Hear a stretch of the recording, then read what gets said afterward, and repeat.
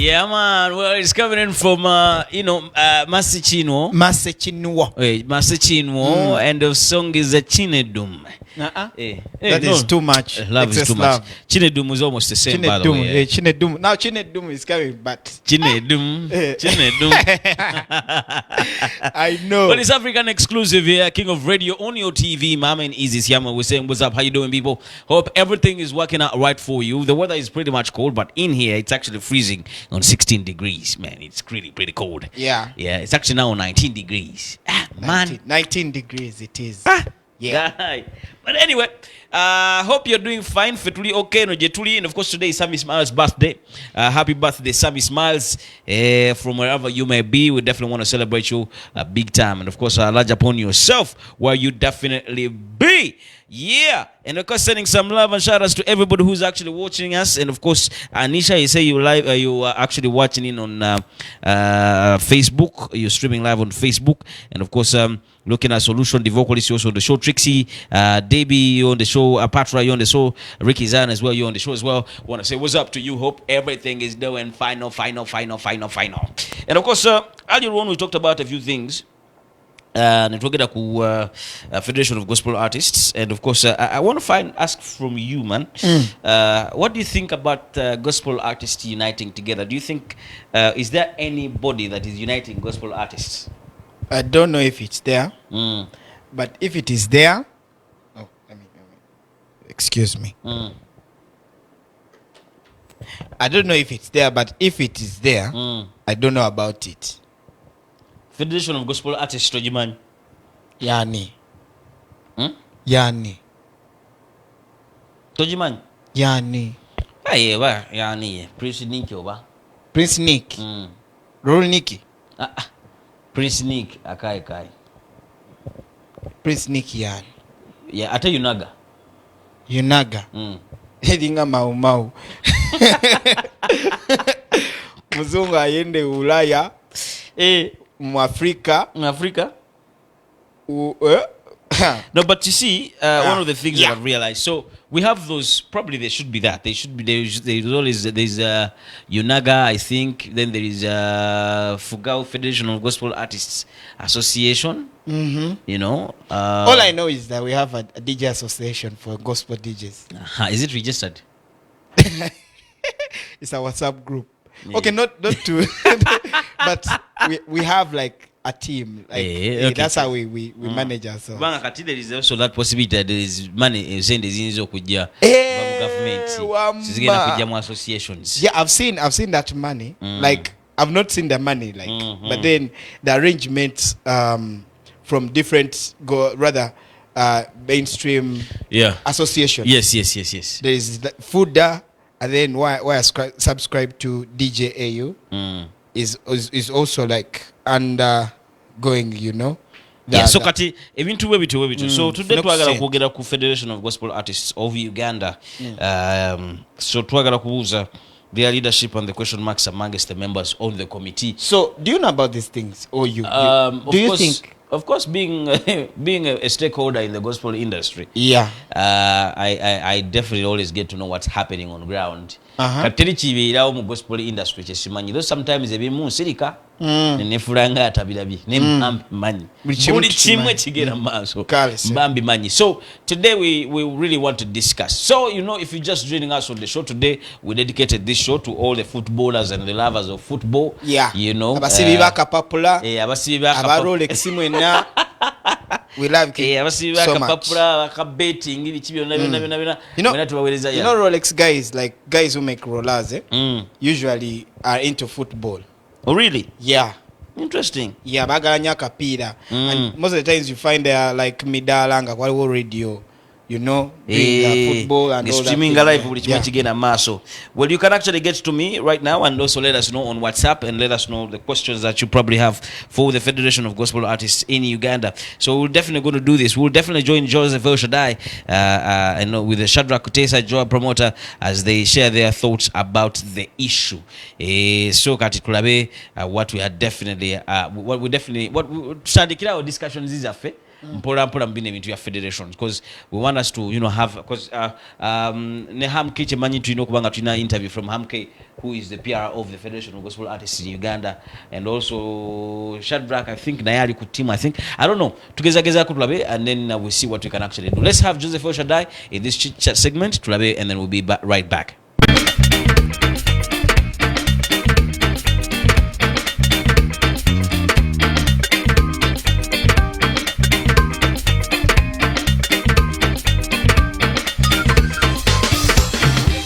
There are a lot of conflicts and a lot of wrangles in the Federation of Gospel Artists in Uganda. And most people are they are at this other side of the president. The other people are also on the other side that is not well contented with the president and the ruling committee in particular. But of course, a lot of people are talking to us concerning the particular issue. Era abantu bonna betugenda okwogerako nabo bagenda kubeera batubuulira ki ekigenda maaso mu industry, ki ekigenda maaso mu federation. Wandi wano I have one of the prominent promoters, managers, Joab Pro, wetusandise naye olwaleero agenda kubeera atubuulira what went wrong, kiki ekiri mu federation. Mukulu gye bali? Aise nawo gye bali. Embeera egambe etya mu federation? Mbeera yawo naye buli kimu kijja kutereera. Agala kutegeera kumanya mu federation okolamu ki? Nganze federation sikola nga bukozi wabula nalondebwa mwezi gw'omukaaga representing aba managers ne promoters actually ne ba bloggers yanza abachikira yanza president wa manager. Tutandikira awo atugamba tuwulire ngamo te federation committee eriko temugiyina mu bwesigwe kituufu oba nedda? Fe baana batagiyina mu bwesigwe okuvira ddala kuba promoters ba managers n'abayimbi bennyini abasinga obungi. Bigambo webiri nti omabukulembeze we bubaawo sinti buli omu abukiririzaamu ne bwetunula gavumenti yaffe wano yalondebwa wabagamba ayo gavumenti sigikiririzaamu, so naffe bwe tuli abatukiririzaamu abalala tebatukiririzaamu. Yes, so ketutandikire ku posters eziyitiŋŋana ez'abantu ab'enjawulo abeesimbyewo ku bwa president bwa federation ekimanyiiko eteekateeka kulonda oba nedda?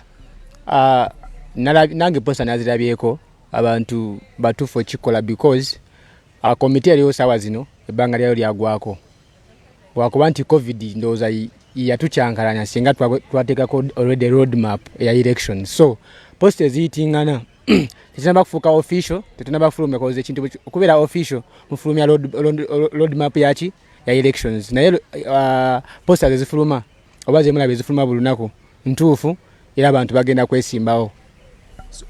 Committee eriko bagamba abantu tebagiyinaamu bwesigwa n'okulondebwa kwayo tebakumanyaako abasinga. Mitendera ki egyateekebwawo okulonda committee eriko era yalina kufuga bbanga ki? First of all, mutendera gwasooka nti kwali kuyita abayimbi bonna mu Uganda bajje ku National Theatre balonda abakulembeze baabwe. Era committee yaliwo eyali ekulemberwa Ruchi yakikola ne Prince Nick.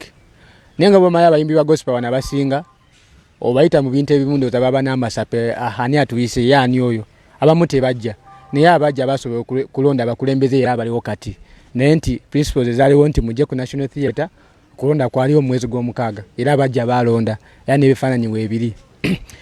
Ekyebbanga committee eyalondebwa it was called an interim committee oba committee y'akaseera ki ak'ebbanga ettono, nti omugaso gwayo gwaliwo okukiriyalinga messe yaliwo oba kaviyo akaliwo oba okukola mobilization eri abayimbi bategee federation ekola ki etegeeza ki, then committee etegeke okulonda mu myezi 6 ovuki bwewala kuva mu mwezi gwa June paka kati myezi 6 gyakola ki gyayitawo. Tuli mwezi gwa June ogw'omwaka ki 2019. Yes, kati tuli mu mwezi gw'omunaana tegeeza tuli mu mwaka nenti ekyebbanga kuba nti liiseewo tokinenya kubanga nti covid yayingiramu naye ebbanga yalina okumala emyezi 6 tekeko okulonda okuli official. Batugamba oba tuwulira nti abayimbi si bonna nti bali in good terms with the federation ne committee eriwo. Mulimu abagamba nti feyo committee tetugimanyi bano betumanyi. Ensonga eyo gyogerako ki? Olina kyokozese ekigambo ekituufu nti abamu bagamba oli tumumanyi oli tetumumanyi oza kiva kuki nti ono mumanyi ono simumanyi. Abayimbi tebalina obuzibu na federation, balina obuzibu ne individuals. Nti job bwenkola ensobi abasinga bagala bagiteeke ku federation nga fraternity. kati abasinga balina obuzibu ndowooza ne president oba either maybe nange nenganze ng'omuntu naye abayimbi federation tibaginamu buzibu koza abasinga bagifunyemu during the lockdown abayimbi abamu bafuna emmere abamu bafunye platforms naye abasinga nti balina obuzibu n'obukulembeze obumu oba abakulembeze abamu kati ng'okugeza nga president abamu bamwina wamu ng'amanze simumanyi naye nga yaliwo nga bamulonda kati abasinga bamwinako obuzibu naye ate ekyo njagala okugamba nti president Lanek ye nga yesiye federation Lanek tiyaliwo nga federation etandika kati asobola kubeera federation era tasobola gifuga n'agamba nti federation yange kati saagala omuntu Ssekinoomu Joab bw'akola ensobi mugiteeke oba ku fraternity number. Manya gange nze Richard Shadrack ndi musumba ekkanisa etwa Ebenezer Worship House tuli Kasokoso. Ndi muyimbi wa gospel emyaka kati giringa ndoza 19 plus era mbadde omu ku abamentalinze abayimbi abamu abasinga abali ku nga bagamba nti abaliko olwaleero ambassador Tony ba Sala Kitiibwa ABCD. Ndi member mu UNAGA nga association ate era ndi member mu union ate era ndi mobilizer secretary ku Federation of Gospel Artists Uganda. Ndi muzadde w'abaana bangi ab'omwoyo n'ab'omubiri. Tutandikire ku Federation of Gospel Artists in Uganda wetuba tusimbe sira olunaku olwaleero ogambye oli member omukubbo tuli abayimbi bangi nnyo bavaayo ne bakonjera ne bakasuka ebigambo ebingi ti federation yeriko oba komite eriko teyalondebwa mu mateeka. Siyinza kugamba nti bakyamu ate era siyinza kugamba nti bonna batuufu naye twalondebwa lwakuba nti ebbanga we twalondebwa abasinga obungi tebakimanya naye nga ebirango byayisibwa bitono nga tugenda okulondebwa olwedde naye nga bumanyi nti industry yaffe eno ey'abayimbi ba gospel buli omu ayina kiri ndi munene ndi wange ndi kino kati alwedde abakimanya bakimanya bajja abalala tebajja kubanga tetuyinza kugamba nti abayimbi abalondebwa ba 50 oba 7 oba 8 beboka abali mu Uganda abayimbi ba gospel bangi nnyo naye ndowooza akakiiko akali kategeka okulonda tekakola communication bulungi okuba nti bona basobola okutegeera naye bwe twatuukawo abaaliwo twalondebwa ekiseera ekyali ekitono then oluvannyuma mu kiseera ekyo ekitono tusobola okulaba nti tuteekateeka ate okulonda okuli jeno okunene ng'abato bamaze okusomesebwa.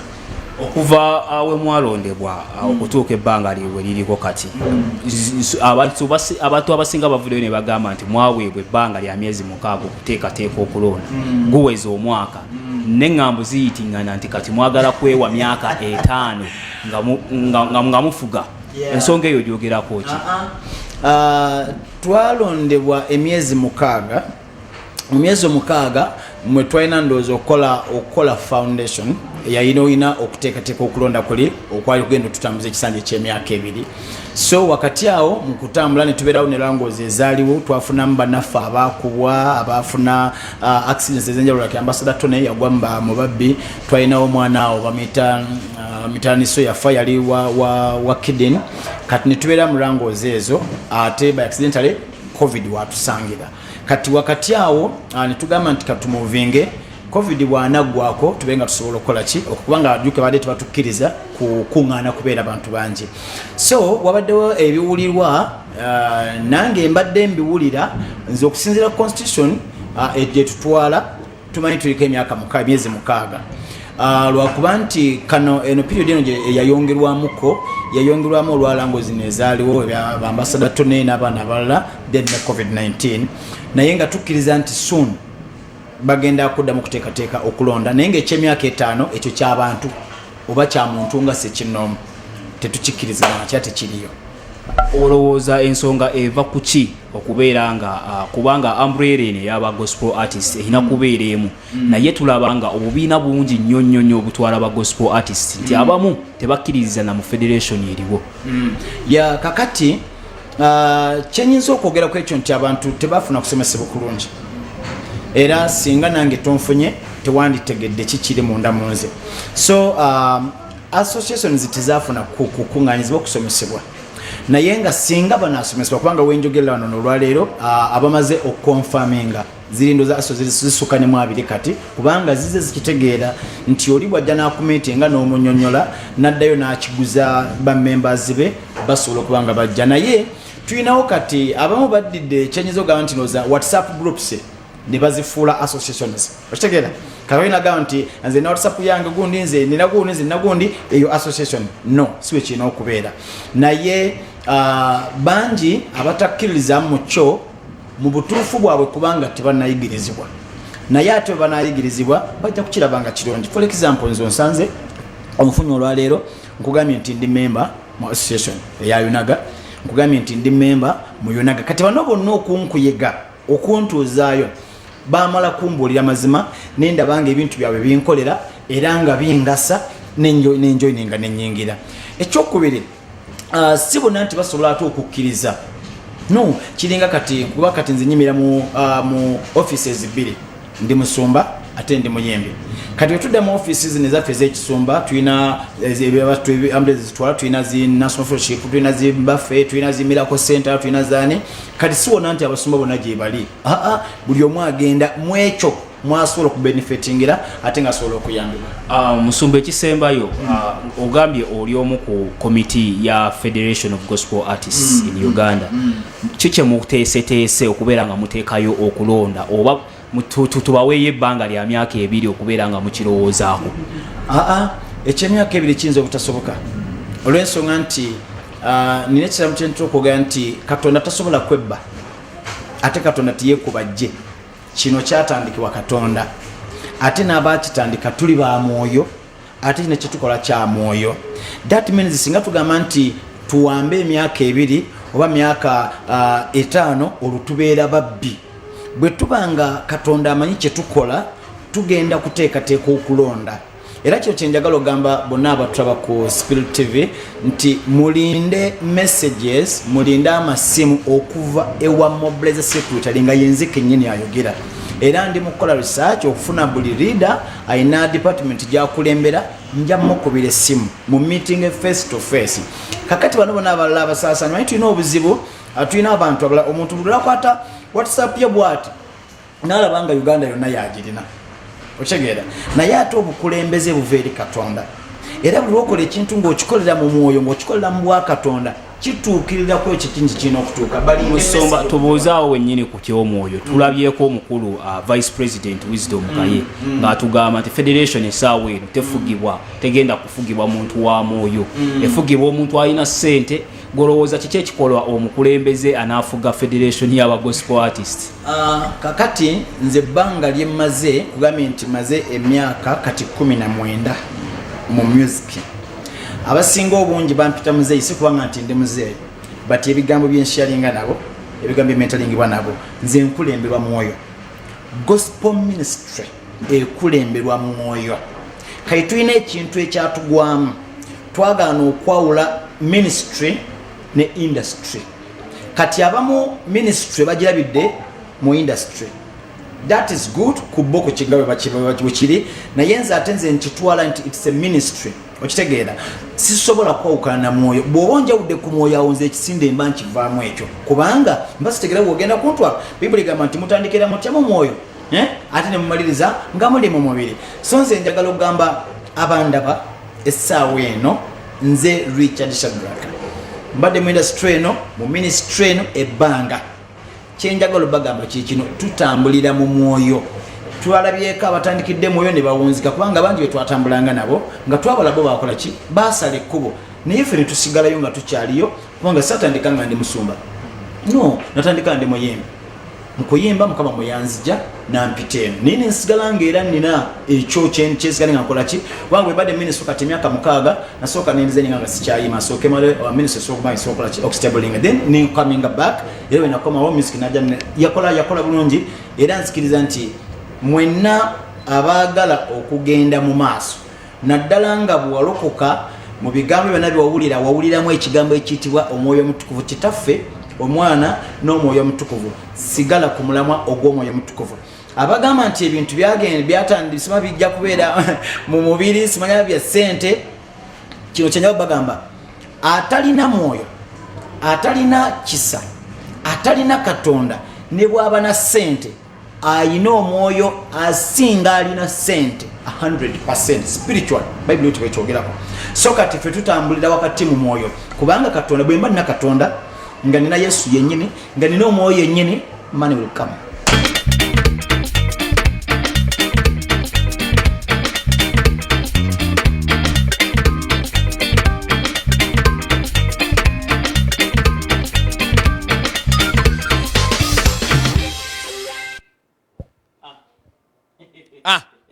Oba toyina mwoyo bireke toyimba osegedde toyina byogenda tuyimbira. How do you know that you know omwoyo? Tuyina omwoyo. How do you know that you know omwoyo? What is omwoyo? Spirit? The Holy Spirit. The Holy Spirit probably. A spiritual. Like agamba mwoyo mtukuvu. Tachimaze yewe. No, like a man is composed of 3. You have a soul, you have a spirit, and a body. God has also 3. He has the Son, the Father, and the Spirit. I wonder why we don't have the Father. But of course, what are you going to sing? Where are you going to get your inspiration? Well, in that, you've seen some of those interviews from different people. And of course, Joab makes his statements there that the federation leadership was supposed to be there for 6 months. Then, they transition into, the real event wakitegera and of course also they Shadrach one abaddeko naye kyayogera and of course olabiranga still in what they're trying to say they are battling with acceptance and the issue of leadership yesinga obba kyankalanya kati mu federation kuba kati yuli agamba muno obuzibu abantu tebakayana tebagala bwagazi mu federation obuzibu balina buntu na individuals and so the question is, are all artists subscribed to the federation, which I definitely think no, they are not. Of course nobody's. It's like saying everybody should vote for me. Kuba kati bugamba muno abantu bakayana tebagala leadership. Kuba kati nze kyengamba kikino. Not all gospel artists are in this federation. Yeah, that's true. Okitegedde. Not all these artists, I can even name them names. It's all back. Not all gospel DJs are in our WhatsApp group. Sana back when babuzo babajimanyi ne federation kyennyini kigina maaso. So at the end of the day, we're looking at these artists coming through, and I think probably everyone needs leadership. We all need a sense of direction. Yes. In this world, wembeeranga buli omu abanga kyetwala mu maliriza ati muna kyamukoze but bagamba agali awamu gegaluma ennyama naye ate era omuganda n'amala n'agamba amamesa amangi tegeesimira bunya and at the same time abantu kati abamu abalina ofunamu bye bafunamu kibeera bitanga people are not united. Olane Katonda abaali bazimba Tower of Babel nga bamunoonya naga bana abayaaye bakolaganye namba bamwesa sagge bali bamutwala bali genda mutuukako. You get it? If not bategala mutuukako bali bagenda causing a destruction. No, like they were going to die. Of course you can. Toso azimba kizimbe nekigenda waggulu. Of course. So now we have such kind of talents and issues and that are happening that every artist probably think that they are superstars in their own way. But let me put this to light. An artist will forever never be there forever. Obeera seasonal. Sure. Singa kyali bwe kitu singa abayimbi bakyalinga basatu bokka abaakabye Uganda wano. Oba babiri abaakabye Uganda wano. But every artist has a season. Otandise okulumba America. Nada se kulumba America. Like they did their music and they stopped. Like guni yabwe yaggwako. Oshegera. And they are not bothered, trust me. Senga babayita mu kikadde, they are going to come front. Exactly. So, but leadership is really super important. And of course, we want to know what the audience really thinks about the leadership of a Federation of Gospel Artists. Not just the leadership, but the Federation artists coming together. Is it something that is really important or tekyetaagisa? Okitegeera kyekintu ekyetaagisa oba tekyetaagisizaako ddala. And of course, we'll definitely let's have Hamke. Nehamke naye he actually is a PRO of the Federation of Gospel Artists. Abeko kyatubuulira okitegeera then tulabe kintu kyesuddawo eshoddayo yakoze omulimu. Let's go. This is it. My name is Hamke, Secretary General and PRO for the Federation of Gospel Artists of Uganda. You asked who runs the Federation of Gospel Artists of Uganda. The executive runs the day-to-day issues of the federation. The executive has, of course, the president, the vice president, the secretary general, his deputy, and then a CEO, a finance secretary, mobilization, prayer, welfare secretary, disciplinarians for men and women, representatives from different regions, a youth affairs representative, and members.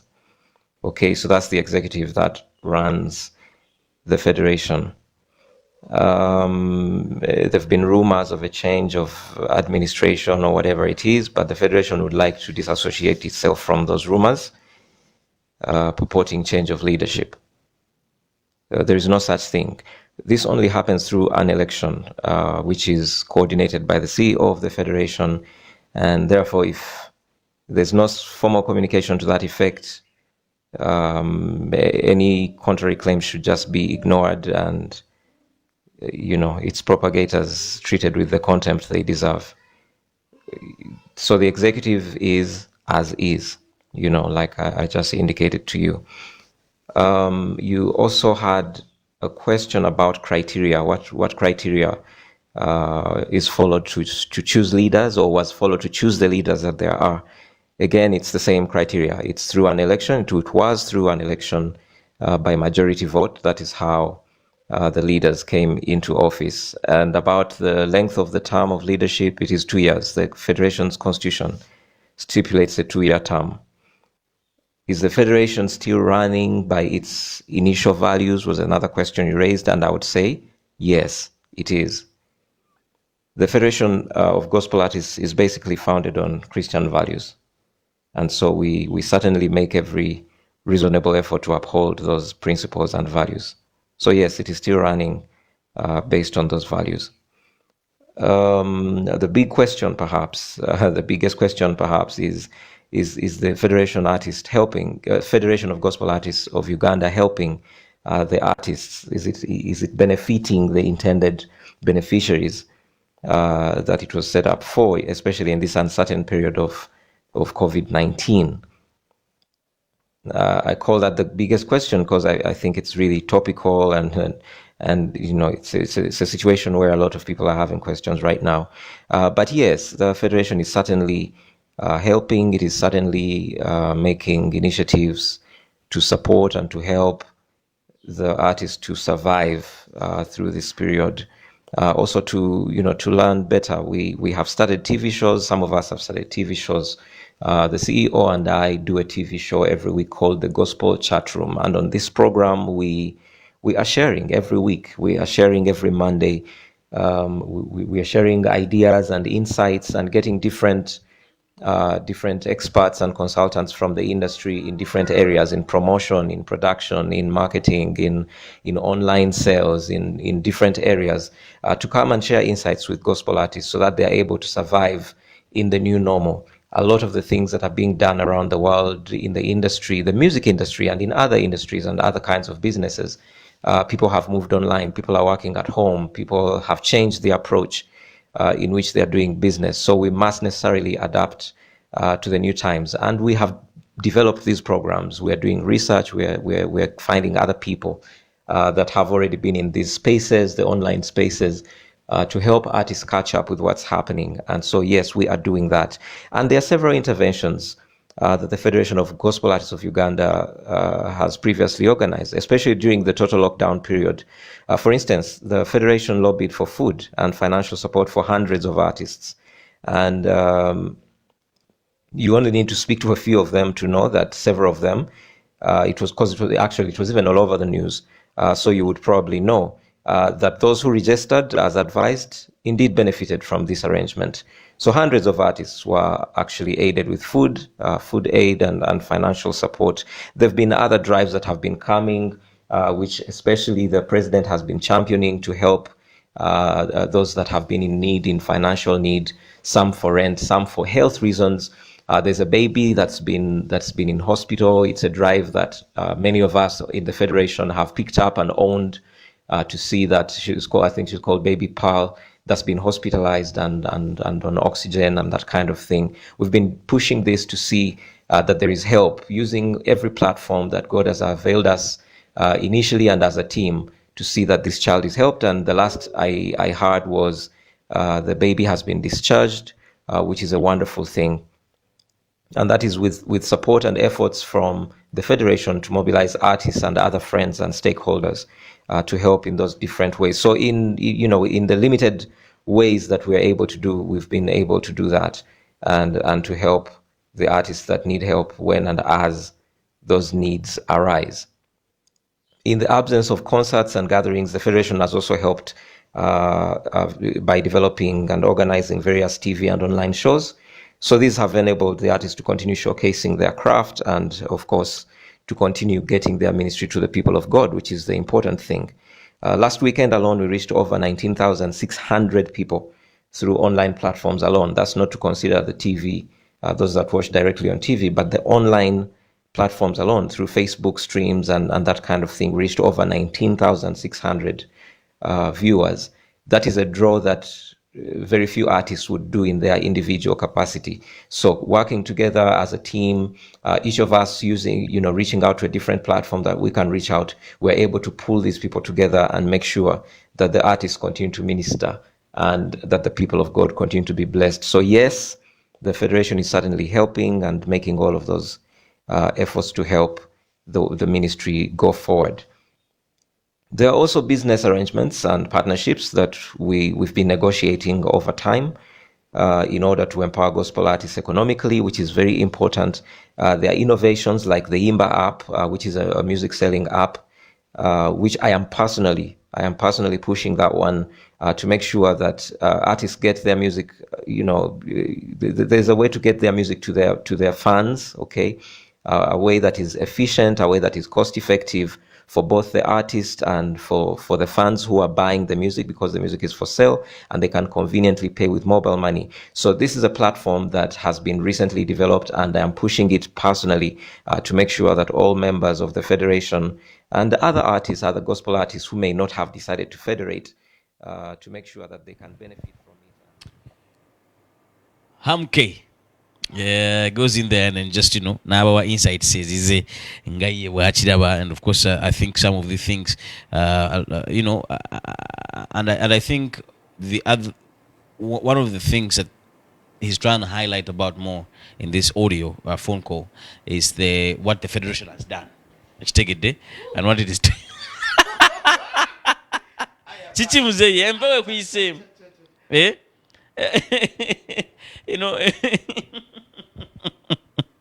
but anyway, Chabalangama, Hamke Chagezako highlighting Federation what exactly it is supposed to be, and then he puts up most of the things yenga wachidaba wachitegera ngabwagezako chikwasaganya. But we want to reach out to the artists as well and everybody who's actually watching this particular show wherever you are. Question is, have you been helped by the Federation if you actually subscribe? Because what I'm looking at here is that it's on subscription. If you subscribe, if you are into the Federation, Federation. So we'll be talking about a lot of things here and there, but naina is CEO of Federation. CEO of Federation, but if you are watching us tomorrow, I think tomorrow, let me also make a big announcement. Tomorrow, tomorrow I'll be making a big announcement exactly midday. Because I think we need to be a part of the industry as well, and find a way of how we can actually join in the support.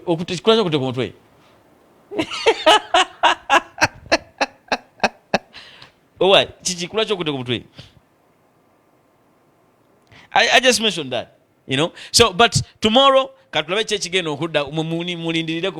of Radio Wesley, definitely be, dropping some official information coming through. But I think the Federation is a good thing. This is my 2 cents to it. I think it's a good thing. Artists probably have to subscribe, but that there should be clear information, and information flow to the stakeholders, to the artists, and everyone who is supposed to be a part of this organization, so that abantu bamanya kinyini kyebayingirira, whether to be part of it or not to be part of it. Because I think one of the craziest thing is abantu bamanya exactly what it is and what the federation is about and how can they be helped. And when we do success stories, actually they're doing something really important, interesting, and good. But other than that, and of course, letting you know that tonight we'll definitely have the African exclusive. Twina Kaseri Cafe God friended me. It's definitely coming through. I don't know which episode it is, but it's a beautiful one. We'll have Michael Todd coming on exactly 8 p.m. Then we'll have Uptown at 9 p.m. And of course, we'll have a beautiful movie that's definitely coming through at exactly 10 p.m. And of course, immediately after this short commercial break, we'll be having Bahati Hilda Sabiti on here with the event that is coming up, you know, when to walk away. So if you have them questions, where to get the tickets, any question concerning whatever you want to ask, Bahati Hilda is definitely going to be here with me in the studio. So make sure you keep locked here because we're going to have a beautiful, beautiful, beautiful time. But for now, let's do this and we'll be just right back. Are you ready? It's Joab Pro. Here we go.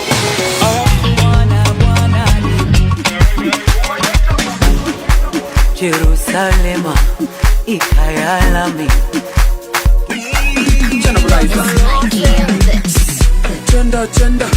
Gender bullight. Gender bullight. Let's go. When you did, when I did pray for blessing. When I did pray. When I did cry for many days. Spirit TV, a place for you.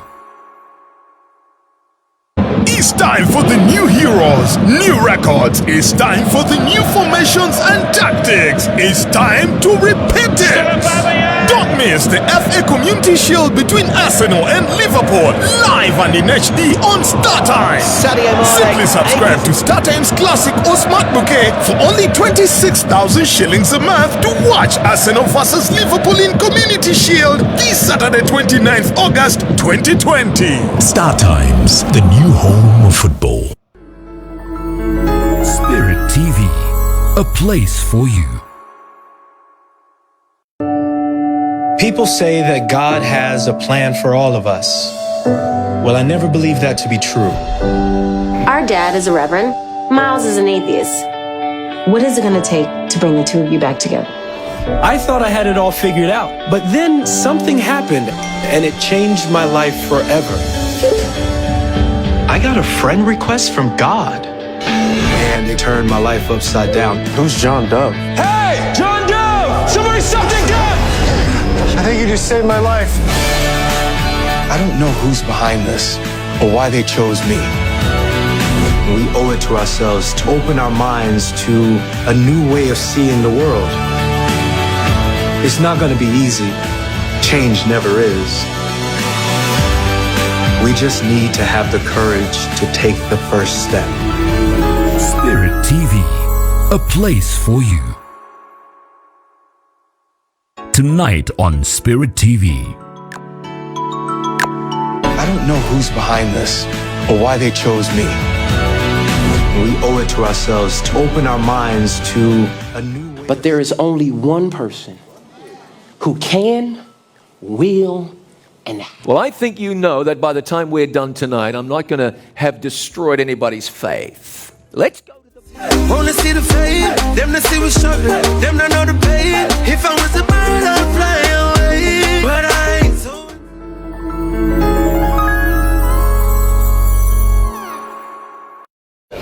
When the praises go up, the blessings come down. Groove to music that speaks to the heart and ministers to your soul. A choice selection of the best Afrobeat, R&B, Zouk, hip-hop, reggae, dancehall, Caribbean, praise and worship. All on Spirit TV. A place for you. Spirit TV, a place for you. Spirit TV, a place for you. Ready? It's Joab Pro. Here we go.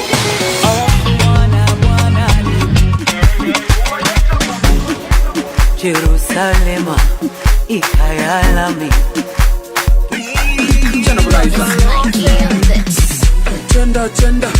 Gender bullight.